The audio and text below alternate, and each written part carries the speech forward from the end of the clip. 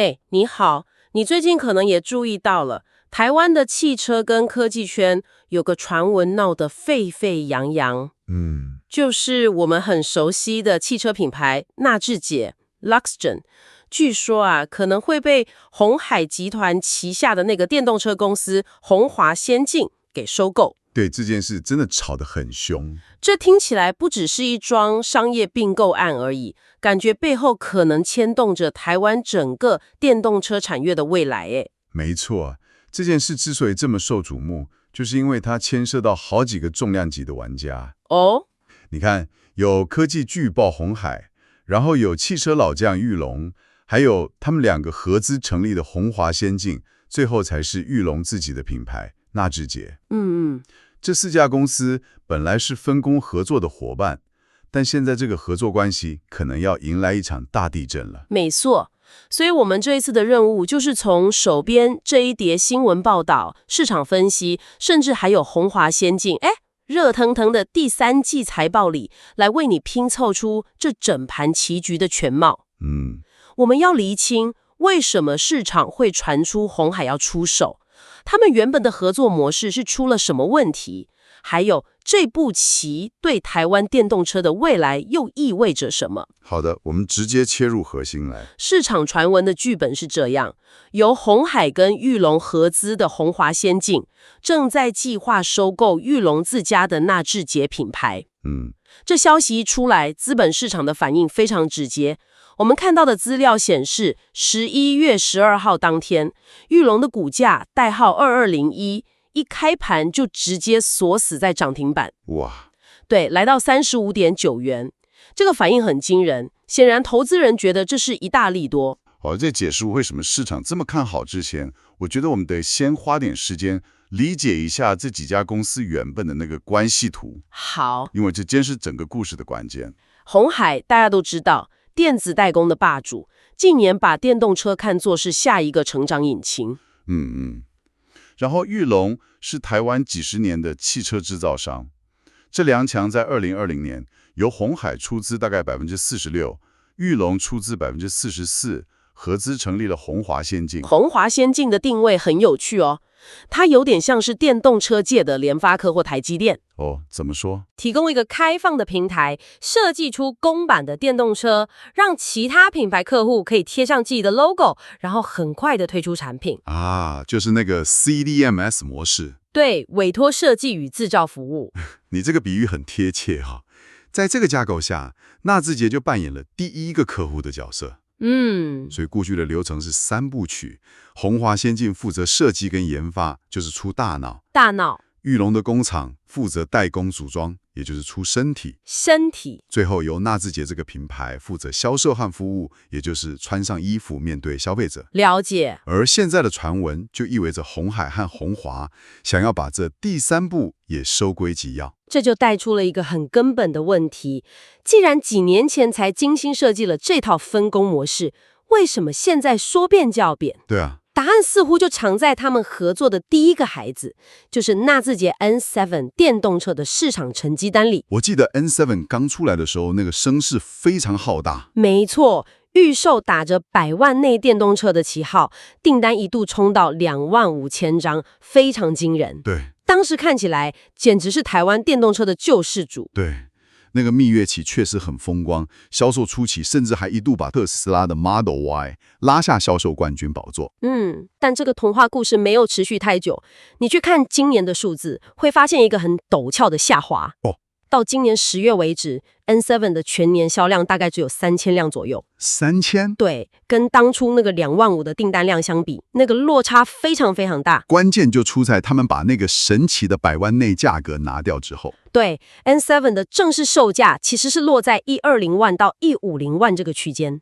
已进入这个价格带，它面对的就不是真空市场了，而是要跟特斯拉、Kia、现代这些进口品牌直接肉搏。没错。原本的价格优势就这样消失了，竞争压力立刻浮现。是的。然后销售不如预期，就像压力锅一样，把这3方合作模式底下原本就存在的矛盾给引爆了。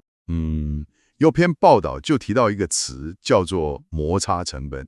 这个词用得非常好。你可以想象一下那个会议室里的场景，设计方鸿华希望产品规格高，才能展现技术实力。对，制造方裕隆要考虑产线的成本和良率。嗯，销售方纳智捷则希望价格有竞争力，最后还能有高额的行销预算。三方的立场不一样。对，这三方的股东结构跟 KPI 并不完全相同。当市场顺风顺水，大家有钱赚，什么都好谈。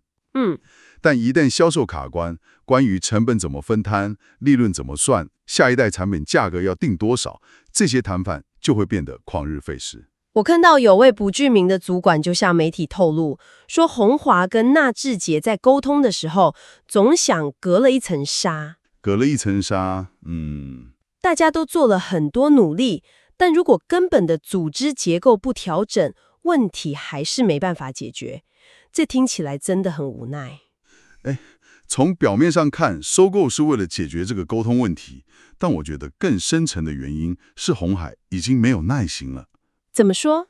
你看，现在全球电动车市场的变化是以季为单位在计算的，比亚迪那些大陆车厂的迭代速度快得吓人。真的？任何因为内部摩擦造成的决策延迟，在鸿海董事长刘扬伟这种效率至上的经营者看来，都是巨大的战略风险。所以这不只是解决问题，更像是一种用收购来加速的强硬手段。所以把纳智捷买下来，直接变成鸿华先进销售部门，就能从设计、制造一路垂直管到终端的销售和服务。对，简单来说，就是把整条价值链都变成自己人，减少中间的沟通成本。正是如此，这就是所谓的垂直整合。我们可以打个比方，这就像一家很厉害的餐厅，不只专心讨菜，还决定自己去开农场种菜，掌握上游原料，对，然后并且自己组一个外送车队送餐，掌握下游通路。没错，鸿华先进收购纳智捷，就是从设计公司往下游整合，直接控制销售通路，确保指令能够一条边的贯彻下去。编写来非常合理。而且在我们追查这条线索的同时，还发现了另一个有趣的发展，似乎也印证了鸿海想自己当家的决心。他们好像准备要推出真正的自有品牌了。没错，这个线索藏在鸿华先进的下一款车 Model B 身上。Model B 市场传闻 ，Model B 的量产版将不会沿用纳智捷的命名规则，叫做 N5， 而是会改名为 Foxtron Bria。Foxtron Bria， 这听起来就是鸿海自己的名字，而且这个传闻的可信度好像很高。非常高，因为这个名字竟然出现在消防署为了第一线救灾人员公开的那个电动车紧急救援手册里面。真的假的？真的，这通常代表车辆已经进入了上市前的最后准备阶段，资料都送交政府单位了。这也太有趣了，原来新车爆料的管道还包括了政府的公开文件。对啊，这感觉就像是在电影上映前从分级单位的网站上看到片场一样，是个绝对假不了的铁证。没错，所以这不只是换个名字，背后有更大的战略意图啊。是的，这一步棋显示出鸿海集团强烈的野心，这代表他们要把过去在电子代工领域那套成功的 B to B 模式，真正延伸到 B to C， 建立一个直接面对消费者的品牌。他们发现汽车产业跟手机代工不一样，你不能只做个黑盒子交给客户就好。车厂对于安全、法规、品牌体验的要求太高了，所以他们得自己下场玩一次，把整个流程从头到尾跑通，证明给全世界看。完全正确。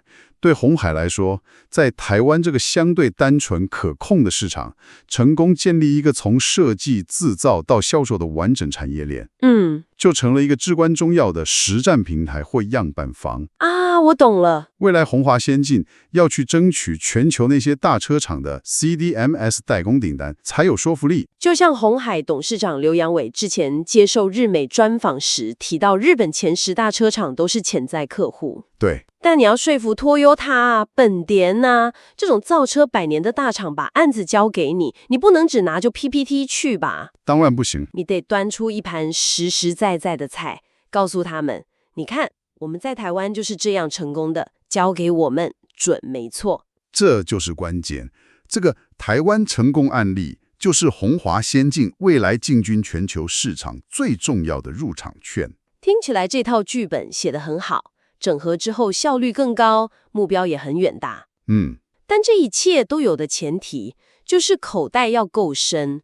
我们都知道造车是个无底洞，鸿华先进现在的财务状况真的撑得起这么大的野心吗？我们正好有他们最新的财报可以来检验一下。这个问题非常核心。根据我们看到的2024年第3季财报，首先可以确定的是，鸿华先进还在烧钱。还在烧钱？对，累计亏损已经超过了55亿新台币，而且研发费用非常高。这是一家典型处于高速成长、大量投资阶段的科技公司会有的样子。55亿，这数字不小，但这里有个惊人的转折，对吧？没错，他们的营收成长速度非常吓人。对，这就是财报里最亮眼的部分。我们对比一下，2023年前3季，鸿华的营收大约是5.88亿元。到了2024年同期，也就是今年，这个数字暴增到将近69亿新台币。哇！1年之间成长了超过10倍。10倍，这个成长率太疯狂了。但这里面有个魔鬼细节，对吗？钱是从哪里来的？没错，财报的附注里揭露了最重要的资讯。这将近69亿的营收里，大约有67亿都来自单一客户。单一客户？对，虽然财报没有明说，但用膝盖想也知道，这个客户就是纳智捷。等一下，你说69亿的营收里有67亿来自纳智捷？哇，所以鸿华先进根本可以说是一家一人公司，唯一的客户就是纳智捷。没错，这样一来，这个收购案的逻辑就完全说得通了。这不是单纯的扩张，这根本是攸关生死的自保行为啊！哈哈，可以这么说。把唯一的最大的客户直接变成自己人，还有比这更稳固的商业模式吗？你抓到重点了，这就解释了为什么这个收购案在商业逻辑上如此合理。而反过来，从裕隆的角度看，这笔交易可能也是个解脱。有分析就指出，纳智捷这个品牌近年来对裕隆其实是个沉重的包袱，持续在亏损。如果能将品牌转交给资金更雄厚、决心更强的鸿华来主导，裕隆不但能止血，还能回归自己最擅长的汽车制造本业。对，同时以鸿华大股东的身份，分享未来品牌成功后的利润。这听起来确实是个双赢的局面。裕隆从一个需要不断烧钱投入的品牌经营者，转变为一个专注的制造伙伴，外加一个坐等收成的投资者。这角色转换很聪明。是的，所以现在所有的线索都指向同一个方向。接下来的观察重点就是即将在11月21、22号举行的年度鸿海科技日。外界普遍预期，届时官方很可能会公布更明确的消息，来证实这些市场传闻。好的，我们来总结一下。今天我们从市场的一则传闻切入，层层分析后发现，这很可能不只是传闻，而是一场精心策划的战略转型。鸿华先进与纳智捷的整合是为了解决当下合作的困境，更是为了实现鸿海集团在全球电动车市场的宏大布局。没错，市场已经用涨停的股价投了赞成票，而财务数字则揭示了高风险与高成长并存的残酷现实。现在所有人的目光都聚焦在下周的鸿海科技日了。最后，我们想留一个问题给你思考。好，许多报道都提到，鸿海的目标是打造一个能挑战特斯拉的台湾品牌，但真正的挑战或许不只是造出一台性能好的车。如果鸿华真的接手纳智捷，他们继承的不只是一个品牌名称和几款车，而是一整套包含了全台湾数十个销售据点、维修保养体系，以及最重要的，长期以来与车主建立的客户关系。一家以 B2B 代工思维起家的科技巨霸，该如何学会经营 B2C 这种需要细腻沟通与长期信任的汽车销售服务业？这门待客的艺术，可能是他们造出好车之后最大也最艰难的考验。